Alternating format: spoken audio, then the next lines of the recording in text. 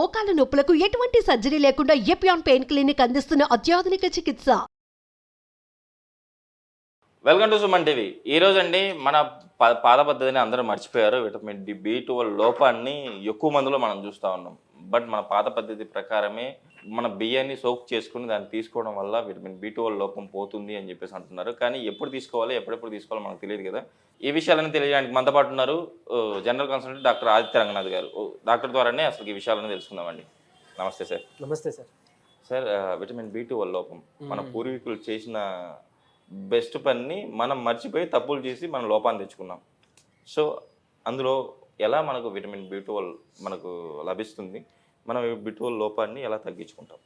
So మనకి పెద్దలు ఊరికనే ఏది అలవాటు చేయలేదు. సో అందులో ఇది ఒకటి అనమాట. వైటమిన్ B12 అసలు చాలా వాటికి మన హార్మోన్స్ బిల్డప్కి, తర్వాత మన బాడీలో మెటబాలిజం బాగా జరగడానికి చాలా హెల్ప్ఫుల్ అనమాట. B12 అనేది వైటమిన్ చాలా ఇంపార్టెంట్. ఈ వైటమిన్ B12 డెఫిషియన్సీ ఉంటే సార్ కొంతమందికి ట్రెమర్స్ అంటే షివరింగ్ వచ్చినట్టు అవడం, మూడ్ స్వింగ్స్ ఉంటాయి, డిప్రెసివ్ థాట్స్ వస్తుంటాయి, సో నర్వ్ స్ట్రెంత్ కోల్పోతుంటారు. కొంతమంది వైటమిన్ B12 లోపిస్తే కూడా ఏంటంటే కొంతమందికి తిమ్మెర్లు, మంటలు ఇవన్నీ వస్తుంటాయి. సో ఇలాంటివి జరుగుతుంటాయి.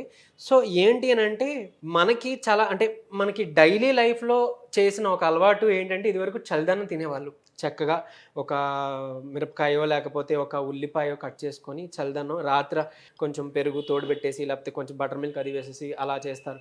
లేదంటే గంజి మనం అంటే అలా ప్రిపేర్ చేసుకునే వాళ్ళం కదా. ఆ వచ్చే గంజిని ఇప్పుడు ఏంటంటే తర్వాత తరాల్లో ఏంటంటే దాన్ని ఫిల్టర్ చేసేసి ఓన్లీ రైస్ని తీసుకుంటాం.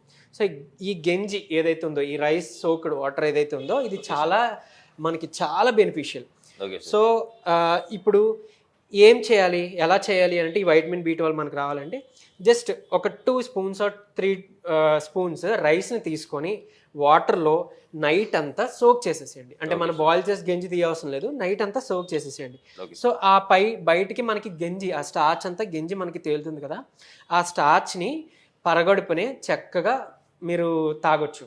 ఇంకొకటి దీంట్లో కూల్ వాటర్ యాడ్ చేసుకొని తాగితే బాడీకి చలవ కూడా చేసి మౌత్ అల్సర్స్తో బాధపడే వాళ్ళు ఉంటారు కదా ఫ్రీక్వెంట్గా, ఆ మౌత్ అల్సర్స్తో ఫ్రీక్వెంట్గా బాధపడే వాళ్ళకి ఒక కూలెంట్ సబ్స్టెన్స్గా హెల్ప్ అవుతూ మనకి మౌత్ అల్సర్స్ని రెగ్యులేట్ చేస్తుంది, తగ్గిస్తుంది. తర్వాత మనకి మనం మాట్లాడుకున్నట్టే మంచి వైటమిన్ B12 రిచ్ అనమాట. సో వైటమిన్ B12 మనకు అందుతుంది. అండ్ ఈవెన్ సార్ అంటే ఇది హెయిర్ గ్రోత్ కూడా చాలా హెల్ప్ఫుల్ అనమాట. సో యాక్చువల్లీ ఇనోస్టాల్ అని ఒక కాంపౌండ్ ఉంటుంది. సో దాన్ని మనం హెయిర్కి స్ప్రే చేసుకుంటూ ఉంటే, కొంతమంది దీనికి ఉల్లిపాయ కూడా యాడ్ చేస్తారు, ఉల్లిపాయ రసం కూడా యాడ్ చేసుకోవచ్చు, ఎందుకంటే స్కాల్ప్కి కొంచెం అబ్జార్ప్షన్ బాగా జరగాలని. సో దీన్ని మనం ఒక గ్లాస్ కంటైనర్లో వేసుకొని మనం హెయిర్ మీద స్ప్రే చేసుకొని స్ప్రింగిల్ చేసుకున్న హెయిర్ గ్రోత్కి హెల్ప్ అవుతుంది. ఇంటర్నల్గా తీసుకుంటే మన పొట్ట చాలా చలవగా చేసి మనకి కూలెంట్గా హెల్ప్ అవుతుంది. తర్వాత మౌత్ అల్సర్స్కి వాటికి, ఎందుకంటే ఓవర్ హీట్ వల్ల బాడీలో ఓవర్ హీట్ ఉంటే వచ్చేదే మౌత్ అల్సర్స్. సో దాని నుంచి కూడా మనకి ఇది కాపాడుతుంది, సేవ్ చేస్తుంది అనమాట. ఈవెన్ దీన్ని చాలా ఫేస్ ప్యాక్స్లో, ఫేస్ క్రీమ్స్లో కూడా యూస్ చేస్తాం. అండ్ డైరెక్ట్గా కూడా మనం ఈ వాటర్ని ఫేస్ వాష్కి వాడితే ఫేస్కి అంటే స్కిన్కి మంచి గ్లో వస్తుంది, దానికి కావాల్సిన న్యూట్రిషన్ అందుతుంది అనమాట. అండ్ ఈవెన్ ఇంకొకటి ఏంటంటే స్టడీలో తేలింది, PCOS పాలిసిస్టిక్ ఓవేరియన్ సిండ్రోమ్ ఉన్న వాళ్ళు, సో ఇనోస్టాల్ అనేది ఇనోస్టాల్ అనే ఒక కాంపౌండ్ని మనం వాళ్ళకి సప్లిమెంట్ ఇస్తే కనుక వాళ్ళ కండిషన్ ఇంప్రూవ్ అయింది అని. సో ఇందులో ఉండే ఇనోస్టాల్ కాంపౌండ్ మన బాడీలోకి వెళ్ళి ఆ మెటబాలిజం ఇనోస్టాల్గా కూడా కన్వర్ట్ అవుతుంది. సో ఆ విధంగా కూడా మనం కన్సెప్షన్ చేస్తే ఫిమేల్స్లో ఆ PCOS ప్రాబ్లం నుంచి కూడా కొంత సపోర్ట్ మనకి అందుతుంది అనమాట. ఓకే సార్, మనకు ఇందులో ఉన్న విటమిన్ B12 వల్ల మనకి ఎలాంటి బెనిఫిట్స్ ఉన్నాయో మన ప్రేక్షకులకు అయితే తెలియజేశారు. ఇన్ కేసు విటమిన్ B12 లోపం ఉంటే మన బాడీలో ఎలాంటి చేంజెస్ వస్తాయి? సో ఇందాక మాట్లాడుకున్నట్టే కొంతమందికి మూడ్ స్వింగ్స్ ఉంటాయి, కొంతమందికి తిమ్మిర్లు, మంటలు ఇలాంటివి మనం చూస్తుంటాం. నెర్వ్ సంబంధించి ట్రిమర్స్ అంటాం. కొంతమందికి ఫింగర్స్ ఇలా పెట్టినప్పుడు ఫింగర్స్ ట్రిమర్స్ వస్తుంటాయి, లేదంటే యూజువలీ లెగ్స్ తర్వాత హ్యాండ్స్ కూడా షివరింగ్ చూస్తాం, ట్రిమర్స్ అంటాం.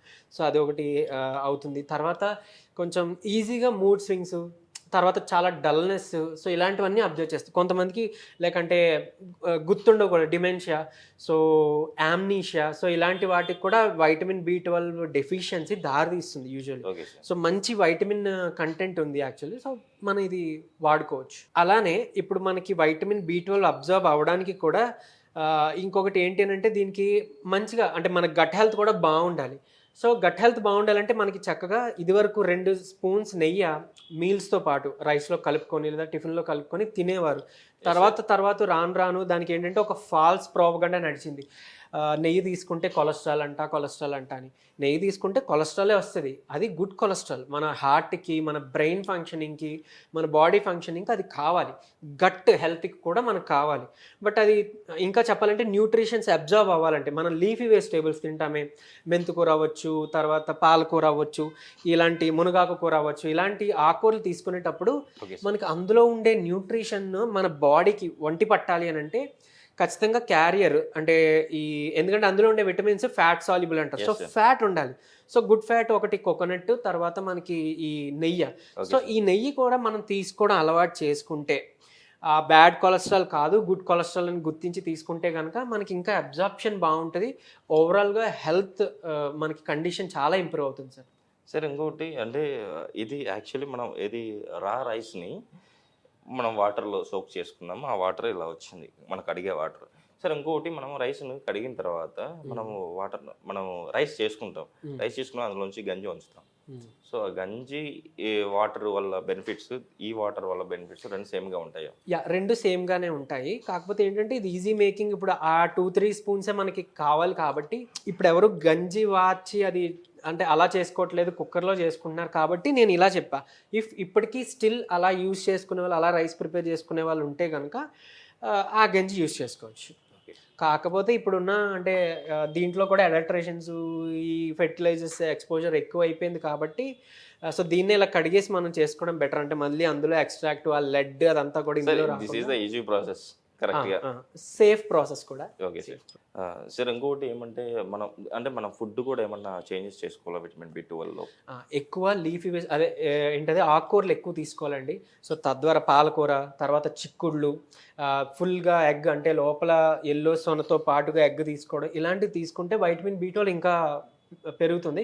అండ్ ఈవెన్ సమ్మర్ సీజన్లో మనకు దొరికే చక్కగా మంచి తీపి మామిడి పళ్ళు ఏదైతే ఉన్నాయో ఆ పండు తినేగా లోపల టెంక్ ఉంటుంది. ఆ టెంక్ని బ్రేక్ చేస్తే గింజ వస్తుంది. ఆ గింజను కూడా మనం పౌడర్ చేసుకొని యూజ్ చేస్తే rich source of vitamin B12 అనమాట. ఈ ఫుడ్ని మనం డైలీ డైట్లో ఇంక్లూడ్ చేసుకుంటే ఖచ్చితంగా మనకి B12 అనేది అందుతుంది. Okay sir. నిజంగా సార్ ఈరోజు అయితే మన ప్రేక్షకుల కోసం విటమిన్ B12 లోపాన్ని అధిగమించడానికి మన ఇంట్లో దొరికే రైస్తోనే, ఆ రైస్ వాటరే యూజ్ చేయడం వల్ల మనకు విటమిన్ B12 లోపాన్ని మనం నివారించుకోవచ్చు. మనం హ్యాపీగా ఆరోగ్యవంతమైన జీవితం గడపవచ్చు. ఇంకోటి ఈ విటమిన్ B12 లోపం వల్ల ఎలాంటి కాంప్లికేషన్స్ వస్తాయని చెప్పి చాలా చక్కగా వివరించారు. కంపల్సరీ మన ప్రేక్షకులు కూడా ఇది వాడి వాళ్ళ విటమిన్ B12 లోపాన్ని తగ్గించుకుంటారని ఆశిద్దాం సార్. ఇంత మంచి రెమెడీ చెప్పినందుకు మా సుమన్ టీవీ ప్రేక్షకుల తరపు నుంచి, అట్ ద సేమ్ టైం మా సుమన్ టీవీ నుంచి థ్యాంక్ యూ.